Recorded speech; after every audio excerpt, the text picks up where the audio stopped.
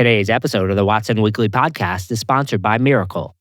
Miracle is a global leading provider of e-commerce software solutions. Create a value flywheel for your business with AI-powered marketplace and retail media solutions from Miracle. Over 450 customers across the globe are unlocking new revenue opportunities. What's holding you back? It's January 13th, 2025, and this is the Watson Weekly, your essential e-commerce digest. Today on our show, Shopify 2025, the entrepreneur, the rulemaker, and the bridge builder. Mastercard Holiday numbers show roses for e-commerce. Is 2025 the year of the niche down? And Amazon still the king of warehouse growth? And finally, the Investor Minute, which contains 5 items this week from the world of venture capital, acquisitions, and IPOs. But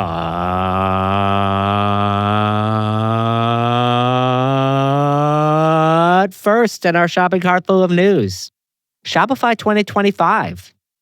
On a podcast a few months back, Toby called Shopify a genetically diverse island which does not want to build bridges to the mainland lest it become contaminated.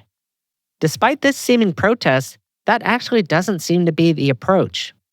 In the past, Shopify has also described itself as a rebel alliance fighting the evil empire, helping the little guys succeed against the big guys. This vision has evolved as well. And finally, Toby has also called process itself something like a defect in a company. And now that Shopify is so large, though, rules and processes have sprung up everywhere to manage the business and are evolving all the time. So what is Shopify then? I kind of see Shopify as governed by 3 forces. First are the rule makers, second is the entrepreneurs, and third is the bridge builders. The rule makers are governed by the office of the CFO. Ultimately, the company has to be a certain shape and size, have a certain amount of controls and compliance to achieve results. It also has to have certain masters, namely financial investors which demand tribute. When Shopify overservices the rule makers, things like Deliver and 6 River Systems happen. Toby called it something like a ZERP flu. The entrepreneurs, which is the second group, are the traditional heart of Shopify governed by Toby and Harley. If Shopify overservices the entrepreneur, the company churns off its best customers as they expand. The final group are the bridge builders. The bridge builders are the next generation of go-to-market team being built in the last couple of years by Bobby Morrison and the gang. After all, despite not wanting to understand enterprises, if you don't speak their language, then your sales team doesn't hit many quota, does it? Which seems to offend those pesky rule builders. If Shopify, on the other hand, builds too many bridges to old-school enterprises, it could also lose that innovative spirit that defines it, seeking to replicate requirements for old-school companies. See how these forces keep each other in balance? Now for the risks.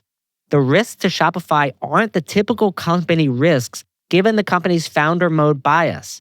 However, risks do indeed exist. First is the 3 forces imbalance. If any of these 3 forces becomes too powerful, then Shopify itself becomes a different place or can get off track, as you can see above. Second is business model. Shopify's relationship with Stripe is currently a defining characteristic of the firm and a primary monetization avenue. This necessitates a percentage of sales model. And similar to Demandware before it, not everyone is a fit. There's an entire low-margin segment of B2C and B2B e-commerce, namely below 25 to 30% gross margin, which is a big challenge for this model. And third, and most importantly, hubris. The biggest risk is actually Shopify getting too self-satisfied, resting on their laurels, raising prices too high, all the things that could happen to any of these forces within and that govern Shopify. This is probably the most important risk and is a natural challenge for any successful company. 2025 will test Shopify again on all these fronts.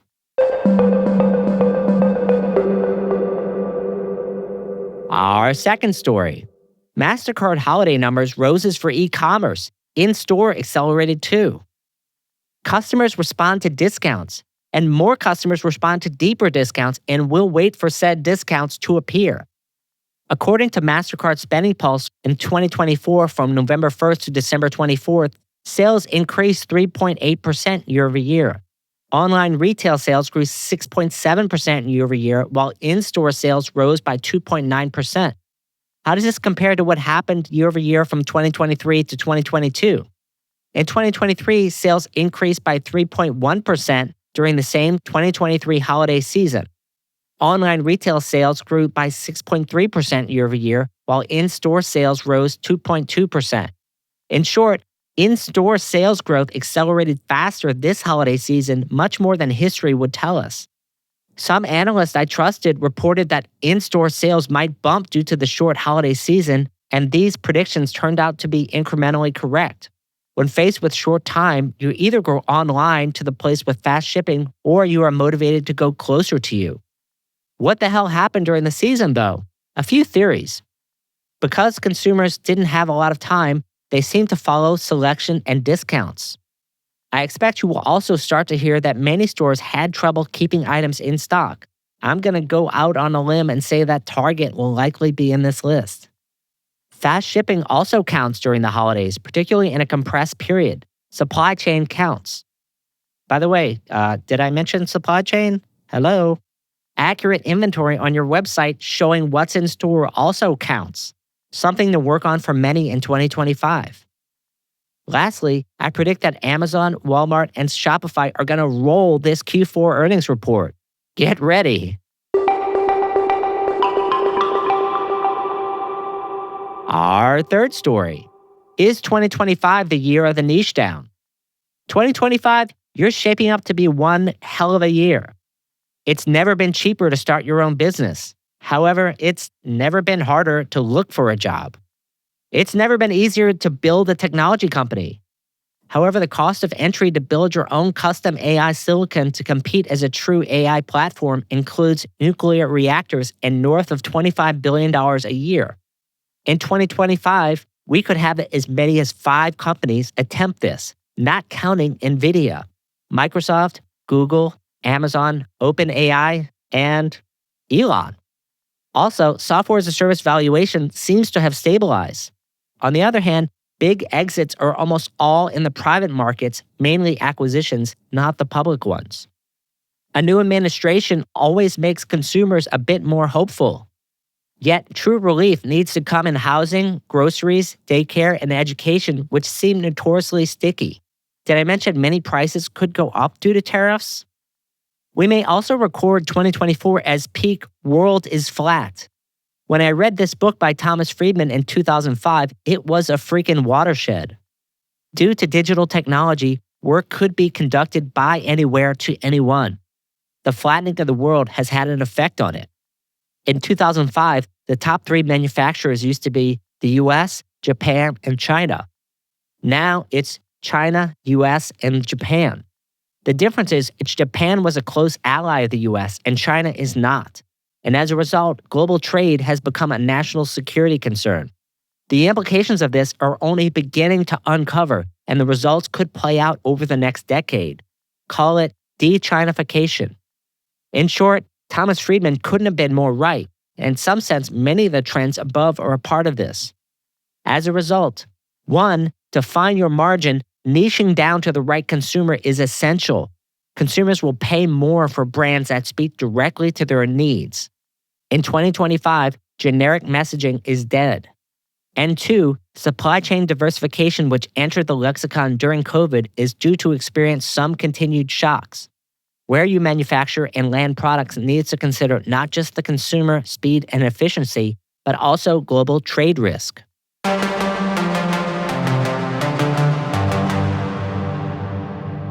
And our last story. Amazon, the king of warehouses, intent on staying the king. 25% of the $9 billion in warehouses being built in the United States are due to Amazon, according to a report from IIR. A cool $2 billion. A few other stats in the report.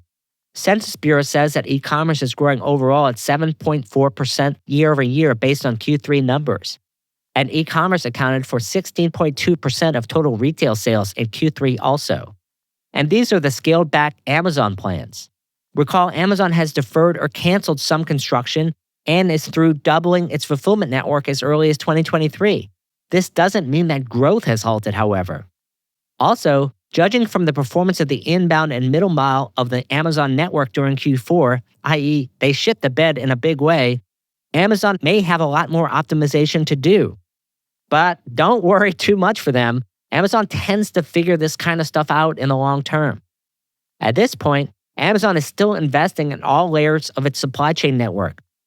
As D'Angelo Barksdale says in The Wire, the king stay the king. Something about this statement rings true in this new data, and to this observer, Amazon does not seem likely to relinquish this position as king anytime soon.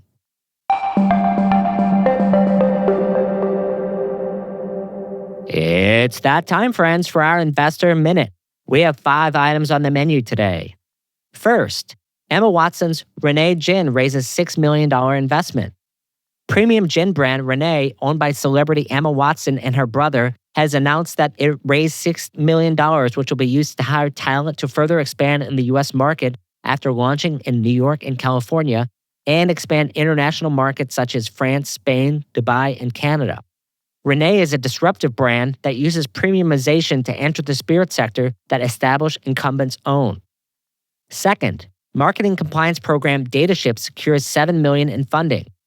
DataShip, a marketing compliance platform focused on Shopify, has announced that it's raised $7 million in Series A funding. The new funding will be invested in its technology, hire talent, and market expansion. Compliance is a painful process for developers, marketing, and customers, so DataShip targeting Shopify-based sellers should provide a more efficient solution. Still, the question is, how big is the opportunity? I think upmarket, and particularly in enterprise, it's huge, particularly as each U.S. state develops its own rules. Third, Marquee Brands acquires heritage lifestyle brand Laura Ashley. Marquee Brands has acquired home, lifestyle, and fashion company Laura Ashley from Gordon Brothers for an undisclosed amount. A legacy heritage British brand that was insolvent in 2020, turned around through licensing, cross-border retail, and e-commerce, has been acquired by a private investment-backed multi-brand owner. We are going to see this storyline repeated in 2025.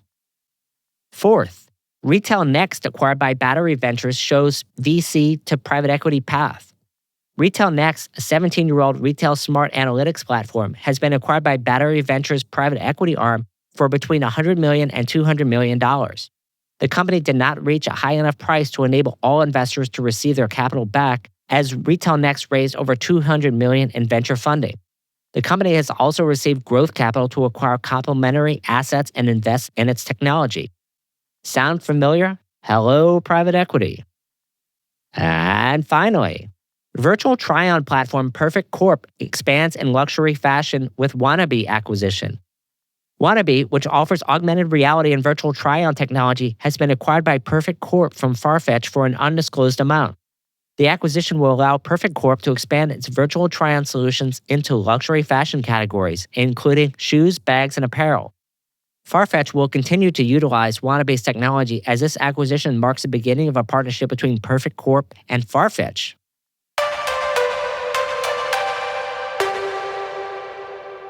And today's final word of the week for January 12th, 2025 is NRF.